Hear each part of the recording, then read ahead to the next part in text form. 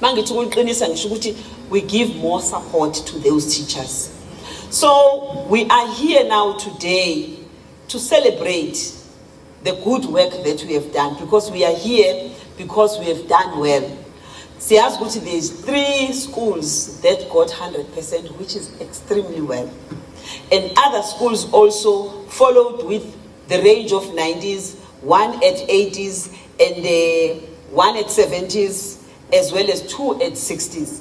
But I want to say to you, this year, no school started at 100%.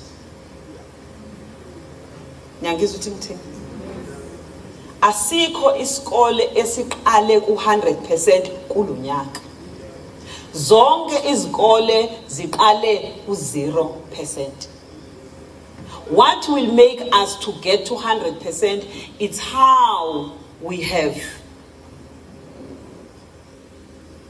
journeyed our journey. So in the balekile ukuthi njengamanje, whether you are sitting at 62%, whether we are sitting at 100%, you must know that on your marks, everybody is in the same line. But the manner in which you will be doing things in your school will determine how you are going to finish your race. So iloko nje ngifuna ukuzokusho bese ke ngiyacebisa ukuthi le race sifanele sihambe kanjani ukuze sonke angabi khona umuntu okuzophela irace yena engakafiki kwi-finish line, which is 100%. Ngifuna ukusho ke Mhloli, uphi Mhloli? Yes. No baba uMahlobo no district director. Ngizobuya kule circuit. For inviting me, I've welcomed the invite. Sizosebenzisana nje bantakwethu. Ngoba lo 100% engiwushoyo angifuni ukuthi ngiwusho namhlanje bese ngiyahamba bese ngizobuya ngoDisemba ngithi seniwutholile yini. Ngicela makuphela nje uterm 1, every principal must each ukuthi ingane zami ziperforme kanjani. Asizukusho ukuthi bayamaka, yabo. Kuze kubuywe uterm 2 kuqalwe asazi ukuthi ingane zenze njani kuterm 1. Lokuthi uthisha omkhulu mawubuza uthi hayi bayamaka, yabo. Hayi basamaka othisha. I-marking must have a plan, marking plan. Tshela uthisha ukuthi I'm giving you 24 hours to finish marking. Full stop. Because ufuna ukubona ama results, angithi? Asiphatheni manje abasizokuphatha manje. Utheke osuka lana wathi othisha baya protect.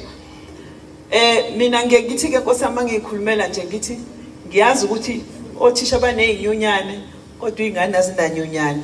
Mina nginyunyane yezingane. Mina nje ngicela ukuba inyunyane yezingane mina. Ngizozimela nje lezi zingane noma abantu bangathini ngiyoma nazo nje ngiyofa nazo. Ngoba I believe ukuthi every learner must succeed. No learner must be left behind. That's my slogan. Everywhere I go, I say, no learner must be left behind. Every learner deserves a chance to a good life.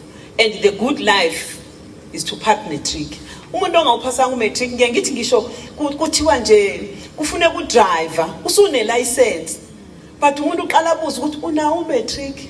Akazi ukubuza ukuthi uphase nge-higher certificate noma nge-diploma noma mawunawo nje usungcono kongenawo.